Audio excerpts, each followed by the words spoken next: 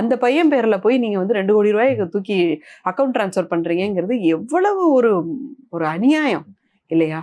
தான் பொண்ணுக்கிட்ட கொடுக்க மாட்டேன், இவ பங்கு சொத்தை அங்கே கொண்டு போய் கொடுப்பேன். அது ஒன்று.